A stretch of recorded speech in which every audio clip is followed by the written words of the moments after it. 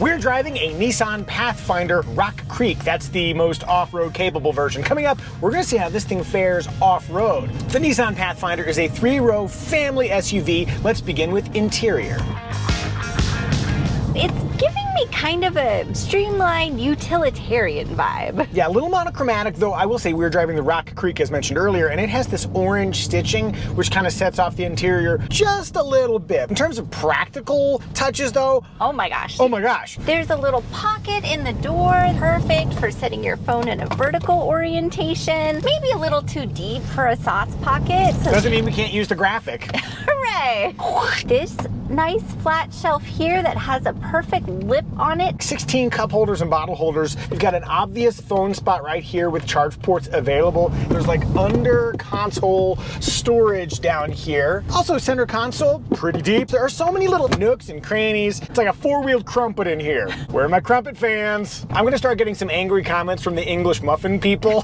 Classic YouTube. From a usability standpoint too, I also like how intuitive the controls are. Now what about seat comfort? I don't have the adjustability you do. It is a bit on the firm side. So if that's your version of comfortable, comfortable. My only concern for your seat is that you can't move it up and down. So depending on how high you sit, you might feel like a little bit too low over there. I have had that problem in other vehicles, and this one seems adequately high. Are you adequately high? Tell us in the comments. Now the Nissan Pathfinder can hold up to 8 passengers. We have the 7-seat version with the second row captain's chairs. Stand warned, we're gonna get gushy here. So many good, in like a complimentary way. Getting in and out of the vehicle in the second row is super easy because the doors open very, very wide. And then once you're in, there's a middle console. If you want easy ingress to the third row down the middle of the seats, it's very easy to pull that console out. But I have a lot of crap to store in that console, so I'm going to use the one-push seat release. That's where you're wrong. Kiddo, can you operate the second row seats? Yep. A couple things. One, you don't have to remove a child seat from the second row to still get in the third row. And in most mid-size 3-row SUVs, that is the case. This one, it tilts and then slides, and it is so convenient. And then once the seat's forward, you've got really wide spots to put your feet as you step in, a really wide aperture. It's just so easy to get in and out of the third row. For second row passengers, the seats slide and recline, and assuming they're in a reasonable position, I found that in the third row, there's not a lot of space. I do fit. But I do like the fact that the third row seat backs do recline to a very comfortable angle. My big complaint in the third row was really about foot space. On the driver's side, there's like a little area there that makes my feet have to kind of squish together. So I'd probably choose the right side seat. But assuming you got kids back there, and I'm guessing that's where you would put them, the third row is perfectly functional. You can get 3 kids across back there. One last note about that second row seat release. Although it's very simple for a child to release the seat, getting it pushed back in place, I think takes an adult level of strength. You'll have to employ some of your awesome parent muscles if you want to get that second row back into place. I have to flex so much. Must express my masculinity through second row seat adjustment. Duh. Moving on quickly from that, cargo space, 16.6 cubic feet, which is not best in class. You can actually get much more aft of the third row cargo space in, let's say, a Honda Pilot. Nonetheless, I think there is a reasonable amount of cargo space back there, and I really like the third row seat functionality. We recently reviewed the Subaru Ascent, and when you release it, then it kind of catches in a little mid position, then you have to lean in and get it out. This one, you just pull the release and the seats flop down if you want to make them flat for extra cargo space, and then pulling them up, you just pull them back. It just works really, really simply. And I love how much underfloor cargo space there is. We were able to store all of our camera equipment, and now you know where our camera equipment is. 4 GoPros. Wow! Wow! 4 overheating GoPros. And if you'd like to buy a GoPro, use the affiliate link below. I did notice that our Rock Creek trim, which is sort of a mid-level trim, doesn't have a power rear hatch, and I know that's important to some people, so you really have to work your way up to the higher trim levels to get that. If you want USB ports in the third row, you have to move to the 2 highest trims. So some of those features that people do want are a little bit exclusive. Now, sweetie, any issues getting the child seat installed? It was very simple. There are no covers over the latch points, which meant I could do it while holding my big coffee do it one-handed. Oh, you mentioned one-handed thing. One thing I forgot to mention earlier, if you want to lower the second row seats for cargo, unlike, let's say, the Grand Highlander that we drove, where you have to use one hand to pull a lever and then another one, this you just pull the single lever, it flops forward. So easy, I don't know why every manufacturer doesn't do it that way. As for safety, the NHTSA has rated the Nissan Pathfinder 5 stars overall. It is an IIHS Top Safety Pick Plus. Standard active driver assists include lane departure warning, automatic emergency braking with pedestrian detection, 10 airbags. They also offer an optional 11th airbag, which comes out of here that keeps us from smacking into each other if we get into a crash. One note about lane keeping assist, they call it intelligent lane intervention, but that is not standard. You have to move up one trim from the base trim to get that. When you go over the line, it actually uses a differential braking approach, so that if you were to go over to the right side of this line here, it'll use the left side brakes to nudge you back in. And I think that operates somewhat less elegantly than a gentle nudge of the steering. All that said, I think it is a very safe vehicle. Family, what do we think? Is the Nissan Pathfinder family friendly? Family friendly. Family and safe friendly. Yeah, maximally family friendly and safe friendly. I'm not putting that in the graphic. Rear window test. Oh, is that it? High five anyway. Boop. Armrest test. Okay, driving in a comfortable 8 and 4, I find easy access to both the inboard and outboard armrests. This is quite soft. There's no stitching over here to bother my delicate elbow skin. No stitching on the outboard. Very comfortable spots. I'm gonna go 90% inboard, 90% outboard. Hey, would you like to see more videos like this where we review cars as a family, plus the occasional helicopter adventure? If so, you're welcome to subscribe. And if you really like what we're doing, you can also use that join button to join our channel. Moving onward to style. It is not overly distinct in its shape, but it does have some unique features that make it stand out.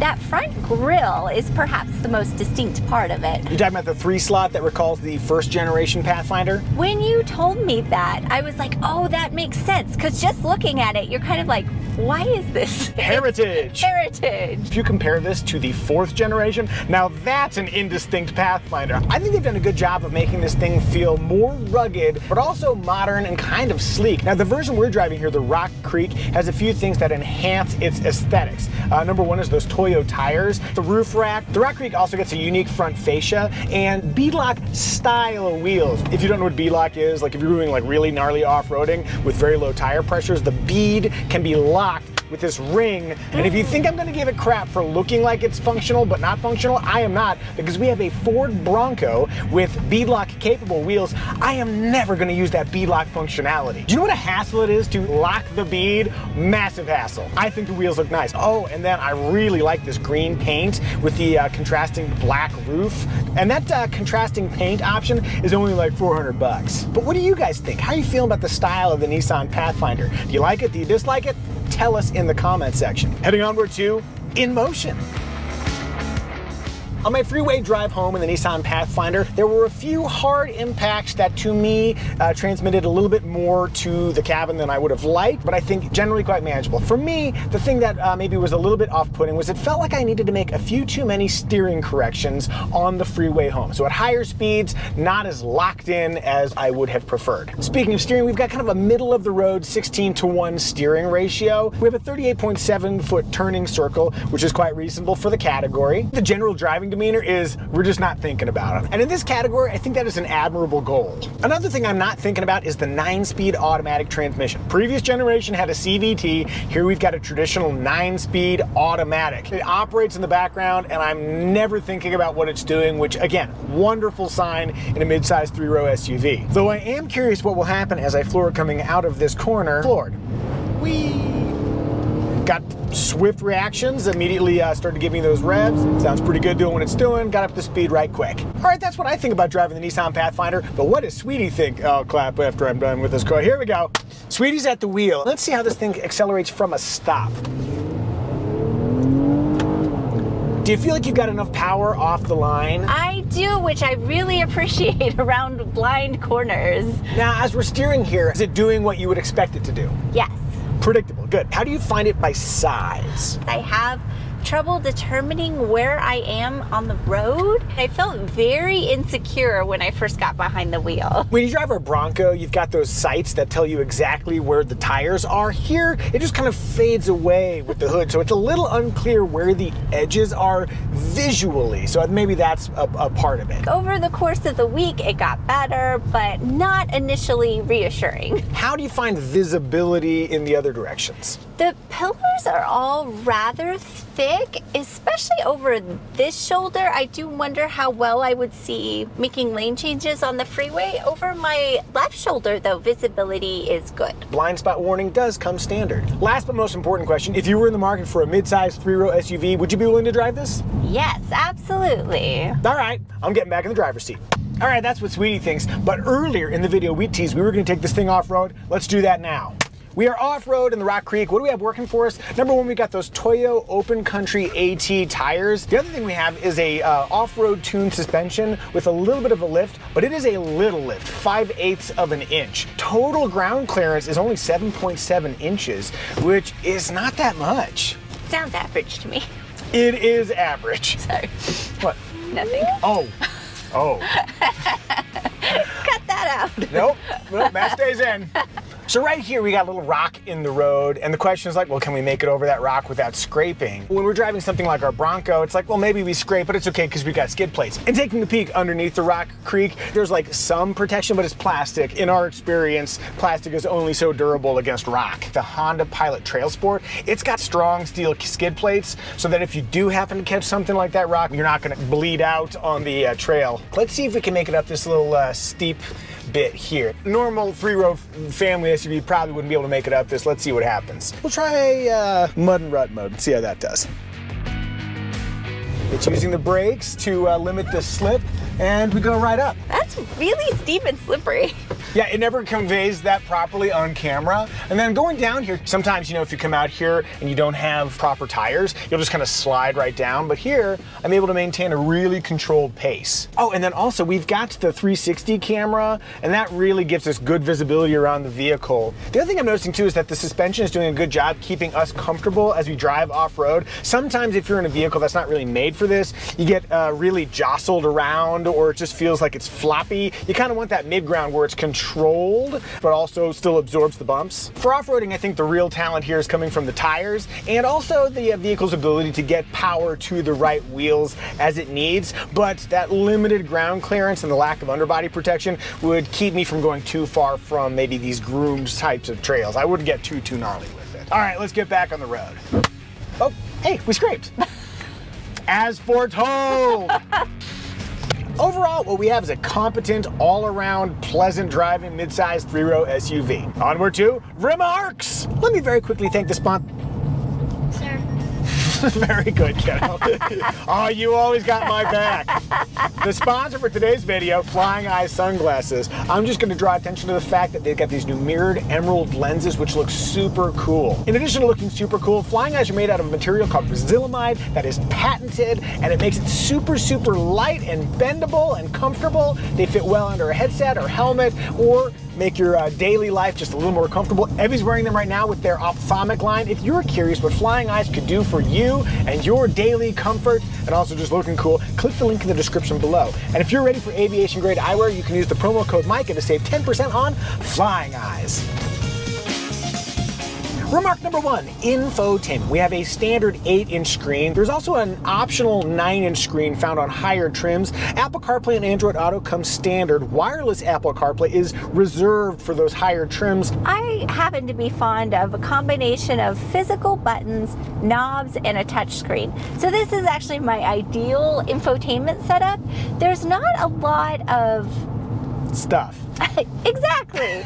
Like there's no integrated nav in this size screen. Although it is offered on the other one. Audio, some settings. Mostly I wound up utilizing my phone and Apple CarPlay. It is a very simple interface, but it does seem to do the essentials that we want it to do. As mentioned in the off-road section, we do have the 360-degree camera system. My only complaint with this one is that the 360 view is a little bit small. If there was something in your way, it might be hard to see when it's presented implemented in such a small way. And we have seen larger screens become more standard throughout the category. 8-inch and 9-inch are okay, but these days it's starting to feel a little small. Speaking of screens, they do offer a 12.3-inch digital gauge cluster, but only on the highest Platinum. Also strangely reserved for the Platinum trim, memory seats. That's a little odd. Another omission is a feature that we have found in other manufacturers. Cabin talk, I think is what we call it in the Honda Pilot speak, but basically the ability to amplify the driver's voice to those in the back seats. That's actually a really helpful thing if you've got kids that are tormenting you from the third row and you want to use your authority verbally to put them in their place. Children, please behave, won't you? I'm gonna ignore you now. Oh no, my authority is failing me. Last feature worth mentioning, Pro Pilot Assist, kind of steer you as you're on the freeway, and it automatically maintains the distance between you and the vehicle ahead. It required a few too many interventions on my part to keep the car pointed in the appropriate direction. And also, if I have to get my hands on the steering wheel, I may as well be driving. So for me, I don't know if I'm too drawn to it. All right, let's talk engine choices.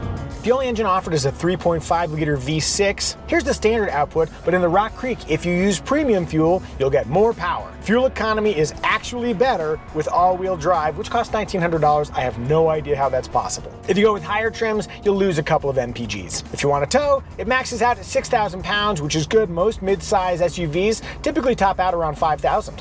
Sweetie. Yeah. Can I give you a trim recommendation? Sure. Our trim recommendation is which trim will give you the essential features you would regret not getting, but at the lowest possible price. For our trim recommendation, we're gonna go with the base S trim, which includes smart key access, 3-zone climate control, that 8-inch screen we were looking at earlier, and all the essentials you need. Though personally, we'd be tempted to upgrade to the SV trim that adds smart cruise control, heated front seats, a power driver's seat, and lane keeping assist, but that is a $3,000 jump. For 2024, besides a price jump, there's no changes for the Nissan Pathfinder, and no, you still can't get a hybrid version. As for competitors, we've got the Kia Telluride, Ford Explorer, Honda Pilot, and also the new Toyota Grand Highlander. And if you're curious what we thought about the Toyota Grand Highlander, you can click right up here. Did we miss any remarks? If so, tell us in the comment section. Synopsis! And thinking about the essence of the Nissan Pathfinder, previously you might not have thought of it as being competitive, but now it's in fighting shape. To me, it is the Mark Zuckerberg of 3-row midsize SUVs. Family, I think we've done a good job reviewing the Nissan Pathfinder. May I have a 5 and a 5? And you, come get your high five. Bam!